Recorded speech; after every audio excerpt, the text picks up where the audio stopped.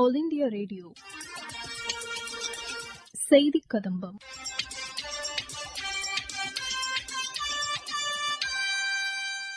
மத்திய அரசின் 9 ஆண்டுகால சாதனைகள் குறித்து சென்னையில் நடைபெற்ற நிகழ்ச்சியில் கலந்து கொண்டு பேசினார் பிரதமர் அலுவலக இணையமைச்சர் திரு ஜிதேந்திர சிங். அவர் பேசுகையில், Women, many of the villages, parents were not sending girls to school because there was no toilet. I am telling you fact. These we have to tell people. These figures are okay. What you are this you will get all the copies. But how to interpret these figures? What is the implication? What is the spirit behind that? Myself seeing many people will not be sending, or the girl herself will refuse going because I can't stay in the school for 8 hours. Boys can go here there to ease themselves. She can't. And those who went because of holding back urine, they would get urinary infection. All those things, all those problems these girls were getting. What a huge service! Now this is not only. I said there are 3 S. I was talking Lucknow. I said this security, also respect, and also convenience. So in Hindi, you can. I said it sounds Suraksha, Samman, Suvidha. Suvidha means you gave convenience to her. Suraksha means you protected her. Otherwise, she had to go out in the field. That was also sometimes a risk in the going in the morning. I have seen villages where women used to wait till morning, and before the men folk woke up, they had to go out to the field at a particular time. Early morning, 3 o'clock, 4 o'clock. Where does a woman go? Afterwards, the day starts. They were working against the nature. So what a huge reform this has happened. That is why today you have women-led entrepreneurship. You have women-led startups. Similarly, Jal Jeevan, this slide showed. I'm just giving you those examples so that where you can give comparison, also tell them what is the spirit. Modi ji has brought a new culture in this country. We just had, they showed just now the Jal Jeevan mission, which has given us 12 crore connections, 12 crore houses, that means households. You know, before 2014, 3.25, not even 3.5, which means all these things have happened. This is a quantum jump. This is a quantum jump in 9 years. That is why the world is now seeing, oh, India has come. India's moment has come. It is not that the world is a fool. The people there, they know it is a country to reckon with. Our medical colleges were 145, now 265 added to that. As the number of colleges allotted in these 9 years are more than those constructed in 70 years. Then there are new resources discovered, the ocean resources. We have 7,500 kilometer long coastal area, including Tamil Nadu, beginning from Odisha. Nobody ever saw that side. I was telling some friends from Australia, I said, your continent called Australia, you have island called Australia, you have country called Australia, but your ocean is not called Australian Ocean. My ocean is called Indian Ocean. Why? Because my forefathers saw there is huge wealth inside. We have not seen. We have now started this Samundrayan and Deep Sea Mission. Prime Minister spoke on Independence Day. Deep Sea Mission means all that wealth lying, and India's future economy is going to be contributed from these sources which are unexplored. Similarly, in the north you have Himalayan resources. Aroma Mission has started, lavender entrepreneurs. All these things we never saw. This has added value. This has given us the quantum jump. And can you imagine that even small, the other parties, all these initiatives, schemes were planned with a great degree of sensitivity, like Mudra Yojana. Mudra Yojana is loan for unemployed youth. Now this Mudra Yojana has also so far benefited almost 5 crore individuals or groups of individuals, and 23 lakh crore has already been distributed.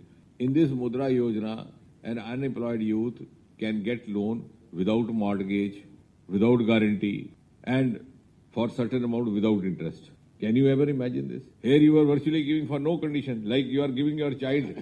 You give him money, you don't ask him leave your shirt with me or leave your watch with me. Do you ask your son?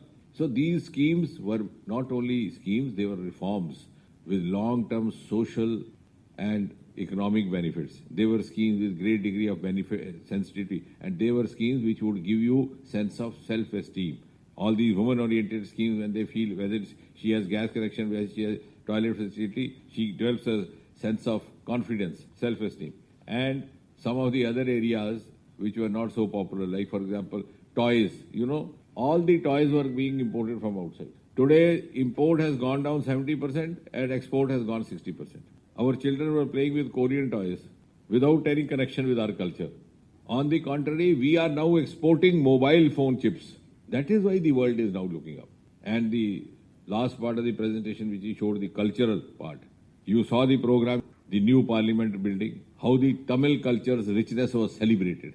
I would say this is celebration of India's diverse civilizations. The beauty of India is that we have more than one civilization. We were celebrating Western civilization, whereas the Tamil is the oldest language in the world and one of the oldest civilizations.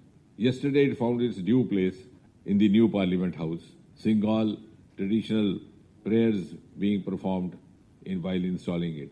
Similarly, not only Tamil Nadu, see Punjab, this Kartarpur Sahib they showed. This Gurudwara is somewhere in Lahore. From Punjab, if you go to Amritsar, you have been in Amritsar, it's 45 minutes by road. Many of our Sikh brothers, they wanted to go there for their, just to pay obeisance. It is Prime Minister Modi who took up this courage, opened the corridor. So, on the one hand, we were also creating infrastructure success stories, like this highest railway bridge in the world. So, on the one hand, you are having infrastructural monuments.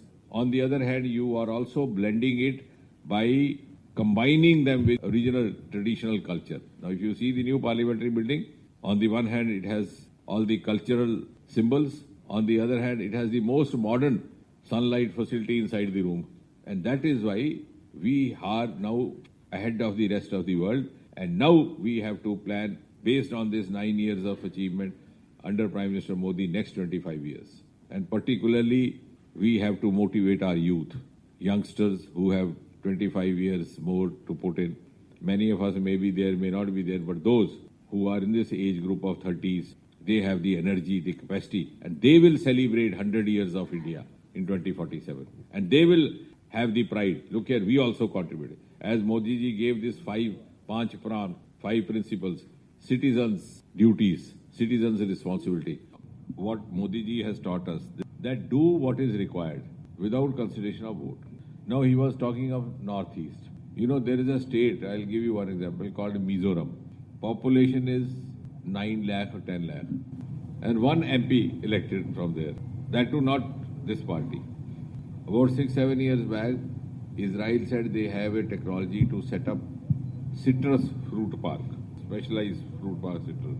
So we asked them which is the best place. They said Mizoram. Immediately, not even a second was taken, they were allowed to take. Now, if we had this election in mind, then they would have thought of some other place. So I think Modi ji has tried to introduce, that is why, a new political culture also, that you do where it is required. Later on, let the people decide. And people have now decided that they have no better option than Modi ji. So in order to make this happen, each citizen of India will have to contribute. Modi ji is leading a journey. World has acknowledged this journey. World is looking up to us with great, each moment they are seeing, don't know what next will happen in India, where Modi will lead. Now it is the responsibility of each one of us to contribute to it, not only to make it happen, so that when it actually happens in 2047, we can also tell our children, look here, we also gave some sahyog to, some cooperation to Modi ji. 9 years of the Modi-led government, how to analyze it, how to make it explain to the people, and what next for us. As I said, as I conclude saying, the world is ready to be led by us. Now we have to ask ourselves, are we ready to lead? Modi ji has emerged as a world leader, but we have to offer our support, our cooperation, so that India remains a world leader for all the times to come.